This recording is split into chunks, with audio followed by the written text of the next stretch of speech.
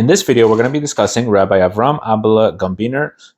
He also known as the Magen Avraham, based on his commentary on Orach Chaim, the section of Shulchan Aruch that deals with day-to-day Jewish life, prayer, Shabbos, Yontif, etc.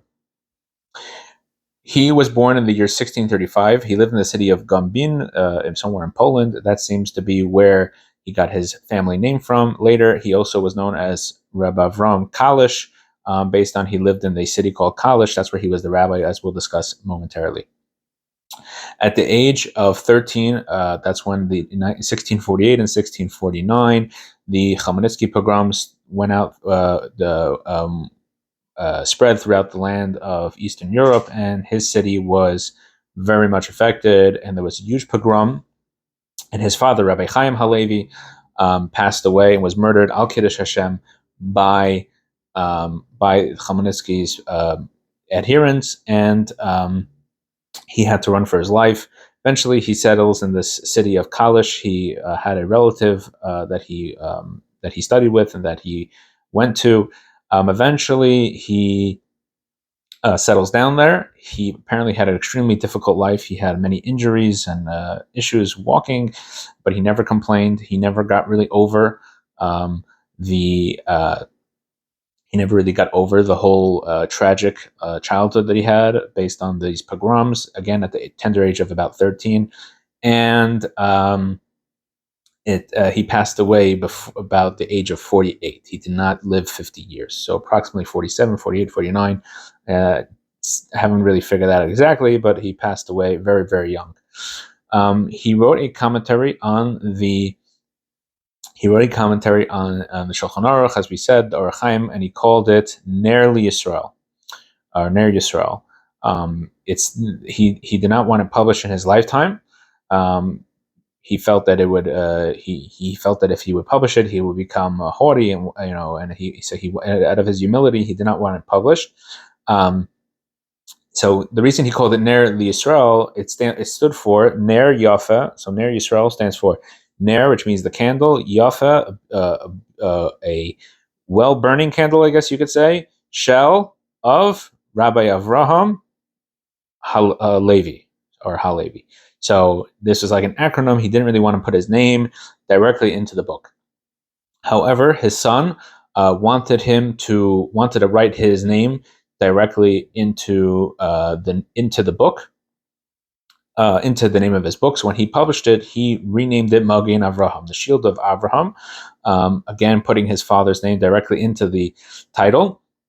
And part of the reason was he wanted the other commentary on the Shulchan Aruch at the time was the Taz, as we mentioned previously. The Taz, his commentary on Orach Chaim, on the section of Orach Chaim, he called Magen David, which means the Shield of David, Rabbi David Halevi Segal, so he called it the Shield of David. So he said, well, if on this side of the page is the Shield of David, on this side of the page should be the Shield of Avraham. And he was criticized, his son was criticized for naming the book Magen Avraham, which refers to God. Actually, if you look in the Shemona Esrei, in the silent prayer that we say every single day, 3 times a day, the first blessing ends with Magen Avraham. God is known as the Shield of Abraham. So he was criticized by some for writing the name of this book, Magen Avraham. However, others said that it was a nonsense to try to say that he was trying to say that he was God or something like that. It was not a problem. And in fact, there was actually a previous book written about 100 years, maybe even 200 years earlier, named Magen Avraham as well, but that's for another discussion. So it wasn't even the first time this had been done. At any rate, the Shulchan Aruch eventually became popular.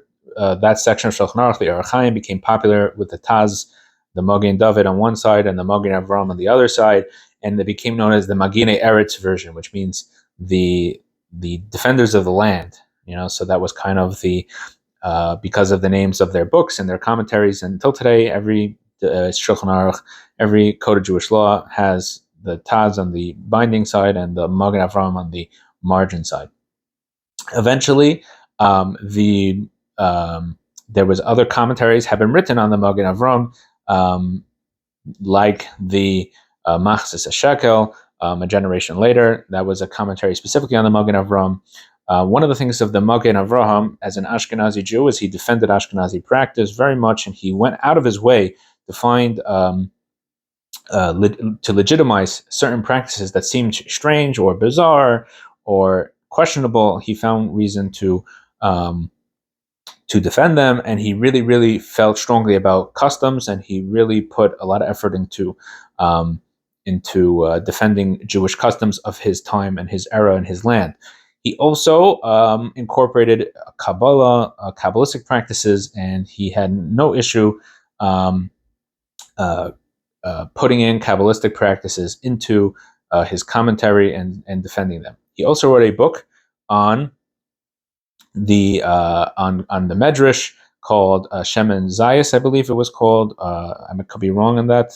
No, I think it's called Shemen Ranan. Anyways, also similar to his similar kind of, because again he named his book the Ner Yisrael, the lamp of Israel. So kind of his other books were kind of a played off of that, where he called it the Zayis Ranan or something like that.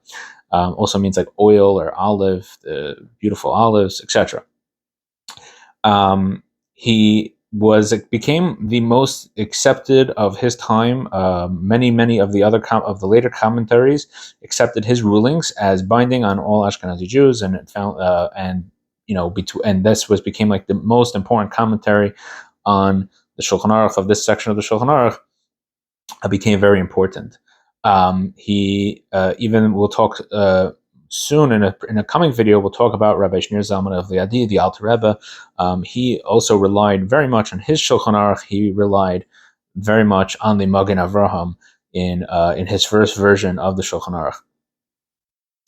Aruch. So the Magen Avraham, like we said, his legacy lives on to this day, for the fact that every single Jew who studies Orach Chaim section of Shulchan Aruch, it's right there. The Magen Avraham commentary is right there, and even though he lived a very tragic life, being shortened by his illnesses and his experience being a victim of the pogroms. Nonetheless, he found the time and the importance to write his commentary on the Shulchan Aruch, which influences the Jewish law until this day. If you have any questions, comments, something I should have said or could have said, if I made a mistake, please put in the comments below. We love feedback. And we'll see you in a coming video.